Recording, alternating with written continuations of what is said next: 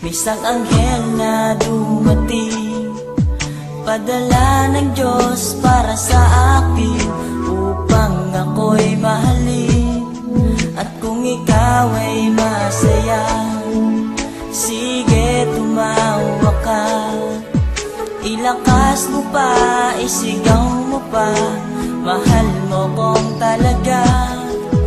Minahal naman kita, bakit ako iniwan mo?